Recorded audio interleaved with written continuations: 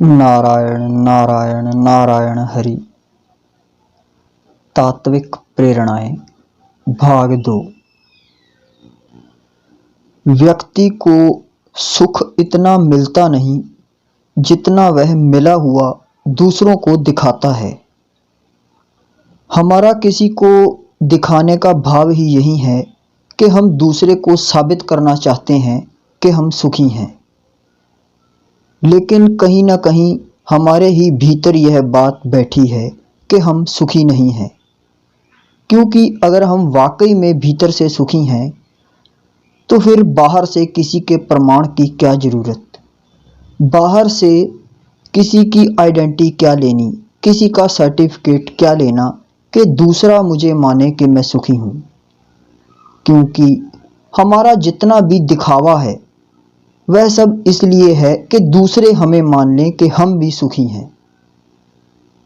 यह कहीं ना कहीं इस बात को साबित करता है कि हम भीतर से अतृप्त हैं, भीतर से अशांत हैं, भीतर से बेचैन हैं।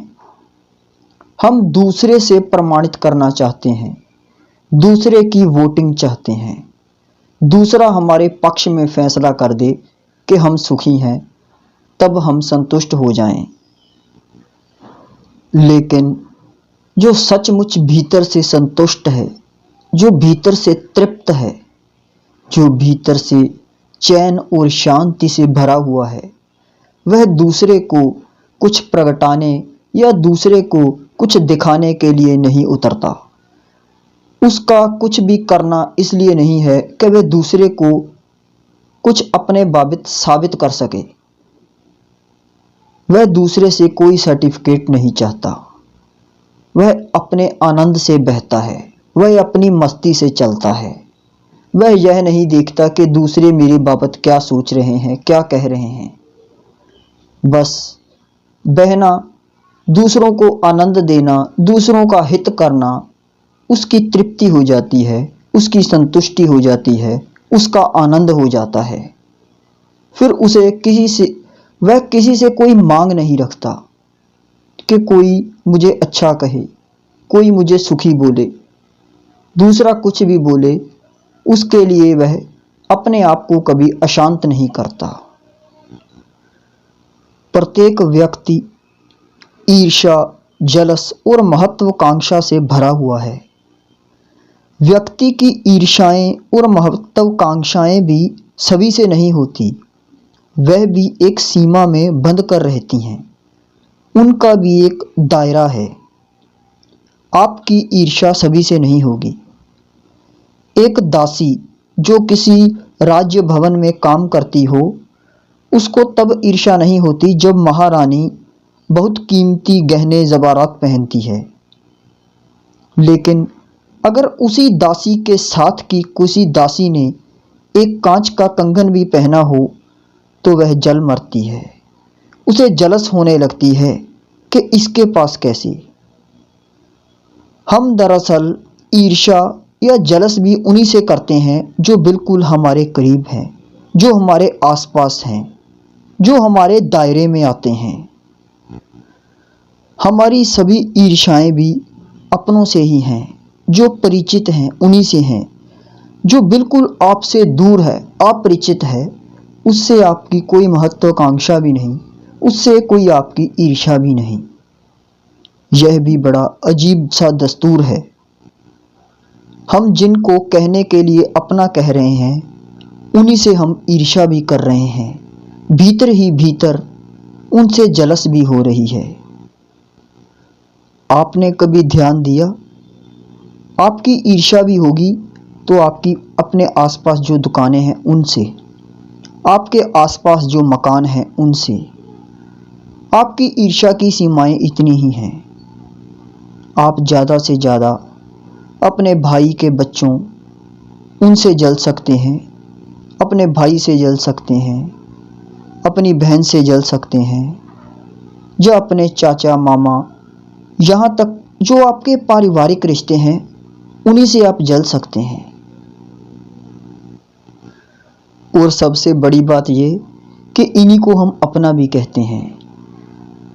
सब कुछ नकली चलता है, भीतर कुछ और चलता है, बाहर कुछ और चलता है। दिखाया कुछ और जाता है, किया कुछ और जाता है। जहाँ किए जाने का भाव है, आपके भीतर मन क्या कर रहा है, आपके भीतर का भाव क्या है। जो आप बाहर कृत्य कर रहे हैं उनका कोई ज़्यादा प्रभाव नहीं है, प्रभाव है आपके भीतर उनके बाबत सोच क्या चल रही है। दरअसल अपनों के बीच में बड़े होने का मज़ा ही कुछ अलग है। अपनों को कुछ करके दिखाने का मज़ा ही कुछ अलग है। आप कभी देखते हैं, एक छोटी सी उपलब्धि भी अगर हम हासिल करते हैं तो हज़ारों लोगों को सुनाते हैं कि मैंने ये कर लिया। हम अपने भीतर ही बड़ा खालीपन महसूस करते हैं, फिर दूसरों की प्रशंसा से उसको भरने लगते हैं, दूसरों की वाहवाही से उसको भरने लगते हैं। ईर्ष्या और महत्वाकांक्षा से मुक्त होने का सबसे बड़ा उपाय एक ही है कि जब चित्त मेरे और तेरे से बाहर हो जाता है, जब अपने पराये को भूल जाता है, जब स्वयं के भीतर ही संपूर्ण सृष्टि नजर आती है, या फिर संपूर्ण सृष्टि के भीतर एक ही वही परमात्मा जो हमारे भीतर भी है, उसके दर्शन होने लगते हैं, तभी यह ईर्ष्या, जलस, महत्वाकांक्षा की दौड़ खत्म हो पाती है। संसार एक सीढ़ी की तरह है। जैसे कोई सीढ़ी हमें मंदिर के ऊपर, मंदिर के द्वार तक भी ले जाती है, और यही सीढ़ी उस मंदिर से बाहर भी ले आती है, उस मंदिर से दूर भी कर देती है। फर्क केवल दिशा का है कि हम किस दिशा में चल रहे हैं।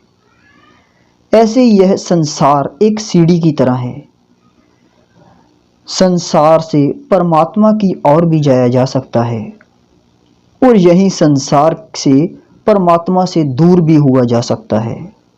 चुनाव आपने करना है कि आप परमात्मा की ओर बढ़ना चाहते हैं या उससे दूर जाना चाहते हैं। जितने भी भौतिक सुख हैं, सांसारिक सुख हैं, वह सब हमें कभी न कभी, कहीं न कहीं विषाद में ही ले जाते हैं। जितनी जितनी आपके भीतर शांति, आपके भीतर तृप्ति, जितने जितने आप स्वाधीन होते जाएंगे, जितने जितने आप पराधीन न होंगे, जितनी जितनी आपको संसार की आवश्यकता कम होती जाएगी, समझें आप उतना उतना परमात्मा के करीब होते जा रहे हैं। चिंता हमें केवल उसी विषय की होती है जिससे हमारा कोई संबंध जुड़ा होता है। जैसे हमें अपने घर के बाबत चिंता है, हमें अपने बच्चों के बाबत चिंता है, हमें अपने राष्ट्र के प्रति चिंता है, हमें अपनी जाति के लोगों के प्रति चिंता है, हमें अपने धर्म के लोगों के प्रति चिंता है। तो हमारी चिंता का एक दायरा है जो यह साबित करता है कि जिससे हमारा संबंध जुड़ा है वही विषय हमारी चिंता का हो जाता है।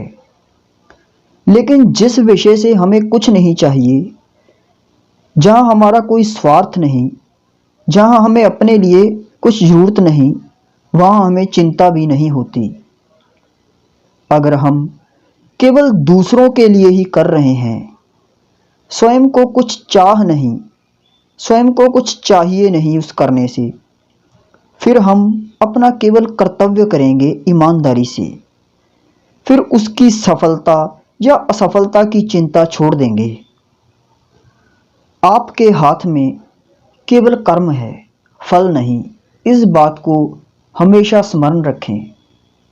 कर्तव्य कर सकते हैं हम, जितना हमारे में सामर्थ्य है, जितनी हमारे में बुद्धि है, जितनी हमें जानकारी है, उसके तदनुरूप हम कर्म कर सकते हैं, उसमें स्वतंत्र हैं। लेकिन सफलता और असफलता की आकांक्षा छोड़ देनी चाहिए। चिंता मुक्त होने का यही एक साधन है। साधारणता कर्तव्य केवल वह नहीं होते जो हमें बचपन से समझाए जाते हैं। एक विचारवान व्यक्ति को कभी भी कर्तव्य स्पष्ट नहीं होते। अर्जुन भी बहुत विचारवान व्यक्ति है, इसीलिए वह द्वंद्व में पड़ा है। वह विचार में पड़ेगा ही, क्योंकि वह ज़्यादा समझदार है, क्योंकि वह घटना के दोनों पहलुओं को सोचता है कि इस समय क्या सही है और क्या गलत। वह उस वर्तमान समय की नज़ाकत को देखता है। वह बंधे बंधाए कर्तव्यों में नहीं लग जाता। वह यह सोचता है कि इस समय, इस वर्तमान समय में क्या करना उचित है और क्यों। लेकिन जिस व्यक्ति के पास अपनी समझदारी नहीं होती, वह पीछे वालों की समझ से बिना सोचे समझे चलता है। उसने जो भी पढ़ रखा है, जो सुन रखा है कि बस ऐसा ऐसा करो, वो ऐसे ऐसे ही करता जाता है। वो उस घटना को ठीक से नहीं देखता कि यह घटना क्या है और इस समय कौन सा समय चल रहा है, इस समय मेरा क्या कर्तव्य है। वह बिल्कुल भी अपनी समझ नहीं लगाता। उसने सब सीख रखा है, कौन हिंदू है, कौन मुसलमान, कौन अच्छा, कौन बुरा, कौन अपना, कौन पराया, मुझे किसके लिए करना है, किसके लिए नहीं करना, यह सब सीख रखा है। उसे बचपन से ही सिखाया गया है। लेकिन जो बुद्धिमान है, जो अपने आप से चल रहा है, वह चिंतन में उतरता है। वह चिंतन करता है इस बाबत कि यह अपना और पराया क्या है। वो इसे बहुत गहरे से देखता है। वो देखता है कि ये आखिर जो हिंदू, सिख, मुसलमान आदि अनेक चीज़ों में बटा है संसार, तो इनके पीछे कौन है, क्या ठीक है, क्या गलत है, इसको वो गहरे से सोचता है। जब भी हमसे कोई गलत करता है तो उसके प्रत्युत्तर में क्या हम भी उससे गलत करें? क्या दो भूलें, दो गलतियां मिलकर क्या ठीक हो जाती हैं या फिर दोगुनी हो जाती हैं?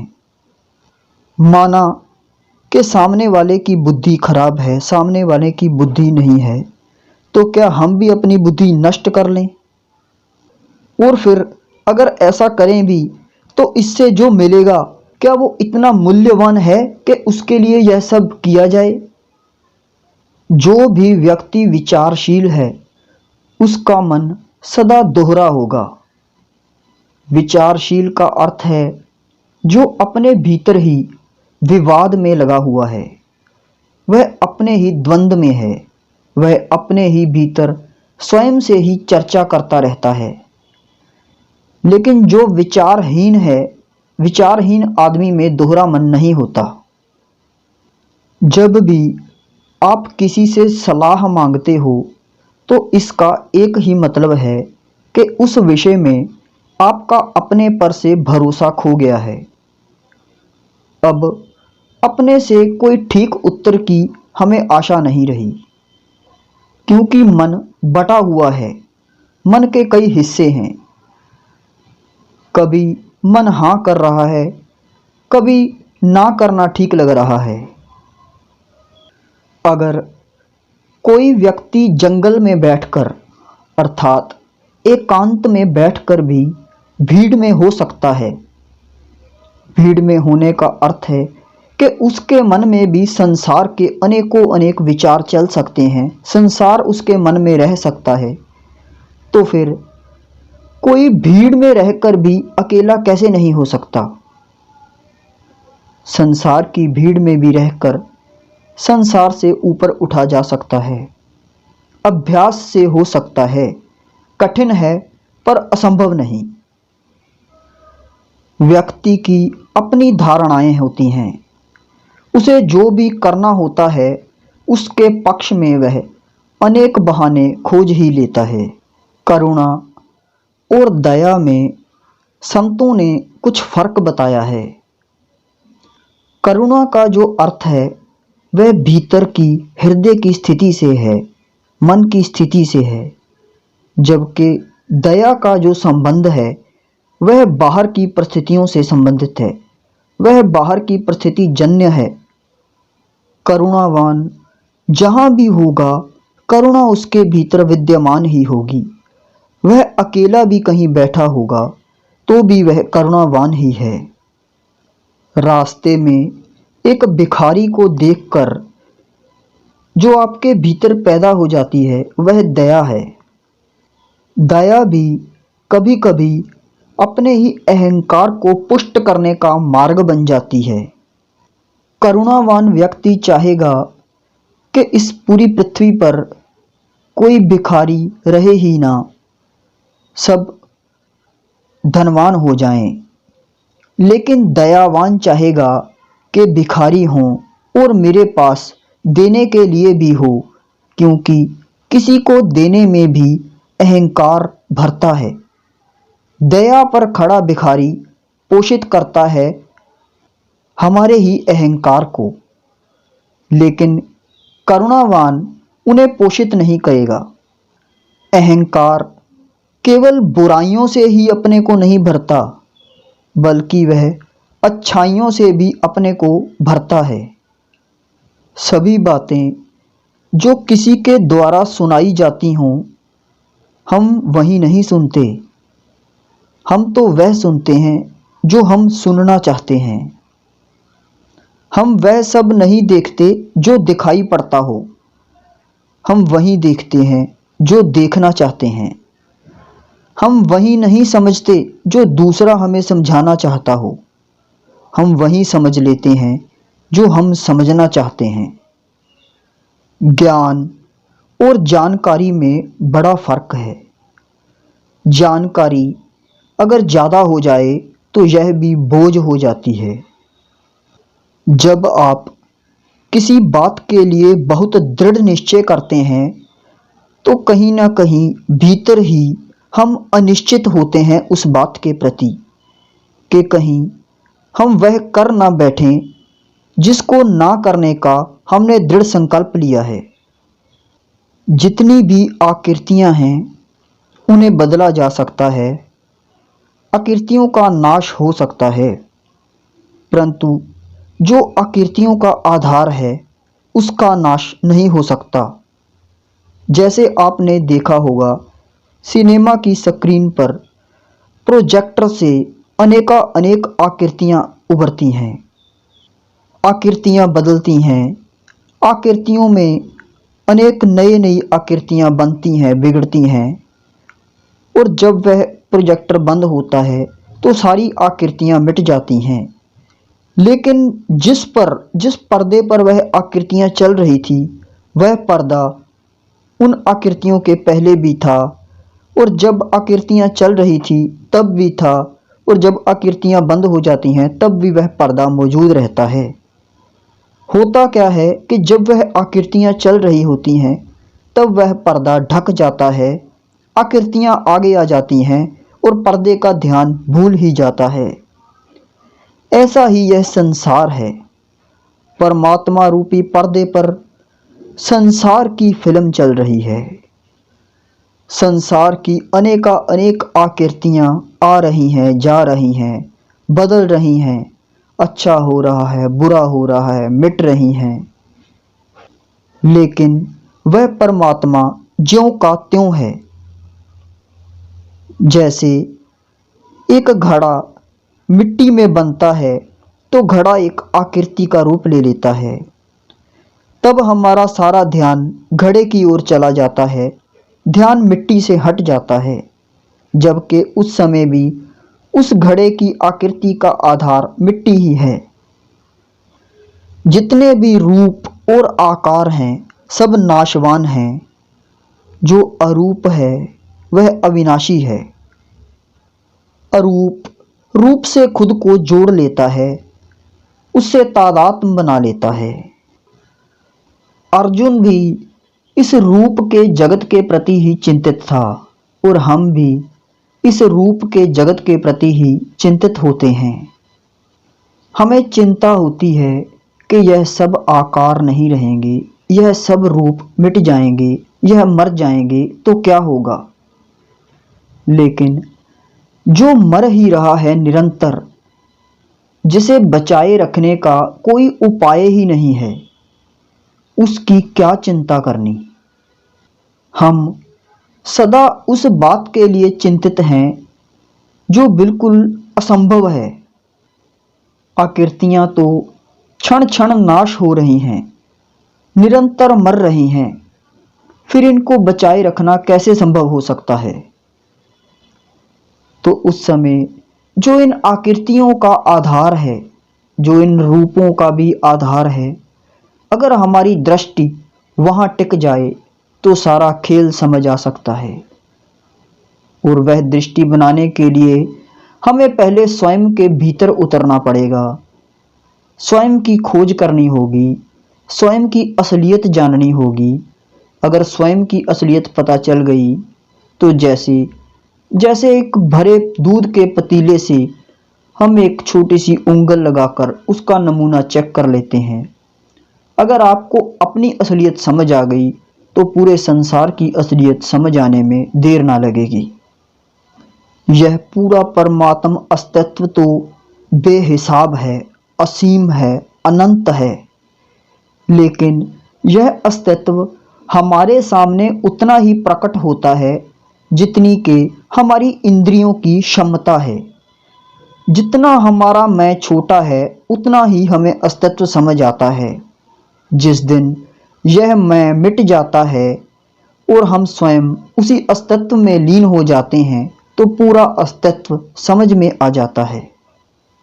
यह जितनी भी आकृतियां हैं वह कोई अस्तित्व की अनिवार्यता नहीं, यह उसका खेल मात्र है, उसकी लीला है। लीला का अर्थ है असलियत कुछ और है, लेकिन संसार के रंगमंच पर जो दिख रहा है, दिखाया जा रहा है या देखा जा रहा है वह सब खेल है। आकृतियों के बिना भी अस्तित्व हो सकता है, परंतु अस्तित्व के बिना आकृतियां नहीं। मिट्टी के बगैर घड़ा नहीं हो सकता, लेकिन घड़े के बगैर भी मिट्टी हो सकती है। सागर के बिना लहर नहीं हो सकती, लेकिन लहर के बिना भी सागर होता है। व्यक्ति की पूरी जिंदगी ही मरने का एक लंबा क्रम है। मौत अचानक नहीं आती, वह जन्म से ही यात्रा शुरू कर देती है, जन्म से ही आपका पीछा शुरू कर देती है। हमारा सबका होना पना स्थिर है, बाहर की सभी अवस्थाएं बदल रही हैं, फिर वह चाहे शरीर की अवस्थाएं हों, संसार की अवस्थाएं हों या मन बुद्धि की अवस्थाएं हों, लेकिन हम सदा इनके साक्षी हैं। जो साक्षी है, जो सभी अवस्थाओं को देख रहा है, इसका अर्थ यही है कि वो अवस्थाओं के साथ बदल नहीं रहा, वह अबदल है। जैसे कहीं हम ट्रेन से यात्रा कर रहे हों तो स्टेशन बदलते जा रहे हैं। कभी हमारी भी एक लंबी यात्रा है, कभी बच्चे की अवस्था के स्टेशन पर होते हैं तो कभी जवानी के स्टेशन पर, फिर बुढ़ापे के स्टेशन पर। परंतु जब हम स्टेशन पर होते हैं तो हम स्टेशन से अलग हैं। जैसे आप कभी लुधियाना से दिल्ली को सफ़र करें तो रास्ते में अनेक स्टेशन आते हैं। अंबाला आ गया, करनाल आ गया, पानीपत आ गया। तो जब आप वहाँ पहुँचते हैं, आप अंबाला पहुँचे तो अंबाला अलग है, आप अलग हैं, आप अंबाला नहीं हो गए। आप करनाल पहुँचे हैं, करनाल अलग है, आप अलग हैं, आप करनाल नहीं हो गए। आप पानीपत पहुँचे तो आप अलग हैं, पानीपत अलग है। इसी तरह हम कभी बच्चे की अवस्था के स्टेशन पर होते हैं तो हम बच्चे नहीं हुए, वो बच्चे का एक स्टेशन है। फिर हम जवानी के स्टेशन पर आते हैं तो हमें लगता है कि हम जवान हो गए। हम बुढ़ापे के स्टेशन पर आते हैं तो हमें लगता है कि हम बूढ़े हो गए, जबकि वो अवस्थाएं हैं। मैं उन अवस्थाओं का साक्षी हूँ, मैं उन अवस्थाओं को निरंतर देख रहा हूँ, निरंतर जान रहा हूँ। तो अवस्थाएं अलग हैं, मैं अलग हूँ। अस्तित्व मुक्ति है, अस्तित्व अर्थात परमात्मा।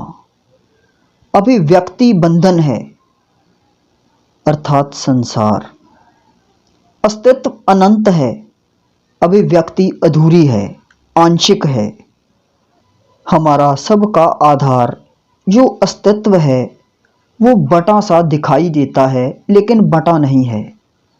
जैसे आप छोटे छोटे अलग अलग मिट्टी के घरौंदे बना दें तो उनमें आकाश बटा सा दिखाई देता है, लेकिन आकाश नहीं बटा, बीच में दीवारें खड़ी हुई हैं। ऐसे ही ये हमारे शरीरों की दीवारें हैं जिसमें वो परमात्मा आत्मा के रूप में बटा बटा नजर आता है। हमारे इस छोटे से शरीर से वह अस्तित्व पूरी तरह अभिव्यक्त नहीं हो पाता तो वह बेचैन हो उठता है। अभिव्यक्ति हमेशा इसलिए बेचैन रहती है क्योंकि वह खुद को पूरा अभिव्यक्त करना चाहती है। हमारे प्राणों में जो छटपटाहट है वो केवल इसलिए है कि जो भी हम कर रहे हैं वे अंश मात्र है, अधूरा लग रहा है। जैसे किसी व्यक्ति को जंजीरों से पूरा बांध दिया हो और वह एक उंगली मात्र हिला सकता हो तो तकलीफ तो होगी ही, वह स्वतंत्र होना चाहता है। ऐसे ही हमारा पूरा अस्तित्व जकड़ा हुआ है और एक छोटे से द्वार से जरा सी अभिव्यक्ति हुई है, वह द्वार ही है यह शरीर। हम अपने इस द्वार को बड़ा करने की कोशिशों में हैं ताकि अभिव्यक्ति बड़ी हो सके। जब हम छोटे मकान को बड़ा करते हैं तो हम उसके ज़रिए स्वयं की अभिव्यक्ति ही बढ़ाने का एक काम कर रहे हैं, क्योंकि तब थोड़ी जगह बढ़ती है और मेरा मैं भी थोड़ा बढ़ जाता है। जब हम घर का सामान बढ़ाते हैं तो लगता है कि कुछ शांति आई, लगता है कि कुछ मुक्त हुआ, थोड़ी स्पेस और खुली हुई फैलने को। हम फैलाव करते हैं। छोटे मकान में हमें मालूम पड़ता था कि मैं छोटा हूँ और बड़े मकान से मालूम पड़ता है कि मैं बड़ा हूँ। अगर एक दुकान थी तो मालूम पड़ता था मैं छोटा हूँ। फिर आप 10 दुकानें जुटाते हैं तो मालूम होता है कि मैं कुछ बड़ा हूँ। आप धन की तिजोरियाँ भरते हैं क्योंकि थोड़े धन से लगता है कि मैं थोड़ा हूँ, ज़्यादा धन से लगता है कि मैं ज़्यादा हूँ। अस्तित्व जिसमें बंधा है उसी को बड़ा करता जा रहा है, लेकिन यह अस्तित्व इतना बड़ा है कि पूरा आकाश भी छोटा है। इसलिए आप कितने भी मकान, सामान, सम्मान बड़े करते जाएं, वह अंत में कम पड़ेंगे, क्योंकि इन सब को आपको इतना बड़ा करना पड़ेगा जितना बड़ा परमात्मा, और परमात्मा तो अनंत है। अभिव्यक्ति के भीतर से भी परमात्मा ही झांक रहा है। उसकी चाहत असीम हो जाने की है। वह चाहता है कोई सीमा ही ना रहे, कोई बंधन ही ना रहे। तो इसका एक ही उपाय है कि उसे स्वयं के प्रति जानकारी होनी चाहिए। जब वह अपने बाबत जान जाता है फिर उसे समझ आ जाता है कि यह अभिव्यक्ति कुछ और है और मैं तो अस्तित्व हूँ। मैं तो पहले ही इतना विशाल हूँ, मैं तो पहले ही इतना अनंत हूँ, मैं तो पहले ही इतना असीम हूँ। बस घिरा था इस असीम में, घिरा था इस कुछ अंश में, तो सब अंश टूट जाते हैं, सब अंश बिखर जाते हैं। फिर मेरा तेरा अपना पराया कुछ नहीं रहता, क्योंकि यह सब चीज़ें मैं के इर्द गिर्द घूमती थी। मैं ही मिट जाती तो फिर कौन बचा, फिर केवल अस्तित्व बच जाता है। हम सब जिंदा व्यक्ति के साथ कुछ और तरह का व्यवहार करते हैं और उसी व्यक्ति के मरने के बाद कुछ और। फिर फोटो भी टंग जाती है, उस पर फ्रेम भी लग जाते हैं। फिर उसके क्रियाकर्म पर भी बहुत लोगों को भोजन कराते हैं। फिर भोजन भी बड़ा अच्छा हो जाता है क्योंकि दूसरों को दिखाना है। जीवित में कभी पिता के पैर भी ना दबाए थे, मरने के बाद राख को गंगा ले जाते हैं। जीते जी हम एक दूसरे का जीवन नरक कर देते हैं और मरने के बाद उसी की मुक्ति के लिए पिंडदान करते हैं, ब्राह्मण भोज कराते हैं। बहुत गहरे में अगर देखा जाए तो हम सब इस जगत में जिंदा लोगों के साथ इतना दुर्व्यवहार करते हैं, बस मरे हुए व्यक्ति के साथ ही हम क्षमा याचना कर सकते हैं, उन्हीं पर दया दिखा सकते हैं। हम उनके मरने के बाद उनकी मुक्ति के लिए गया जाते हैं, हरिद्वार जाते हैं, पूजा पाठ कराते हैं। आपको क्या लगता है इससे वह मुक्त हो जाएंगे? अगर हमारे यहाँ कुछ करने से उनकी मुक्ति हो जाए तो हमारे यहाँ कुछ करने से हम मुक्त को बंधन में भी डाल सकते हैं, लेकिन यह तो व्यक्ति की स्वतंत्रता पर बहुत बड़ा आक्षेप होगा। हम उनको मरने के बाद मुक्त करना चाहते हैं, लेकिन स्वयं जीते जी हमें अपनी मुक्ति का कभी ध्यान ही नहीं आता, कभी अपनी मुक्ति की तरफ ख्याल ही नहीं जाता। जैसे हम भी इस भ्रम में हैं कि मेरे मरने के बाद घर वाले मुझे मुक्त करवा ही देंगे। बड़ी ही गलत सोच लेके हम बैठे हुए हैं। दरअसल यह पिंडदान या ब्रह्मभोज का असली तात्विक अर्थ बहुत गहरा है, जो ऋषियों ने इसको पूरा पूरा व्यक्त नहीं किया। उसका भी एक अपना कारण था, क्योंकि उस समय का समाज था, उसकी एक अपनी समझ थी। लेकिन समाज बदलता रहता है, बुद्धि का विकास होता रहता है। आज व्यक्ति इन चीज़ों को बहुत फिजूल की चीज़ मान लेता है, लेकिन इन सब के पीछे कुछ रहस्य थे, कुछ वैज्ञानिक सोच थी।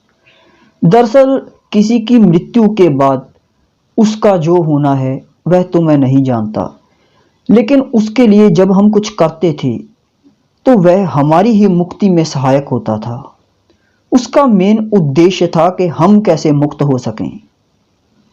किसी के मरने के बाद जो आप गुरुद्वारे में पाठ रखाते हैं या किसी मंदिर में गरुड़ पुराण रखवाते हैं, वह गरुड़ पुराण आपके लिए है।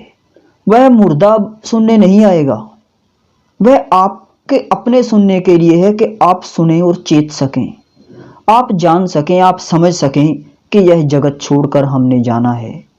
लेकिन हमारी पकड़ बड़ी है, हमने कस के पकड़ा है जगत को, इसीलिए मृत्यु दुख देती है।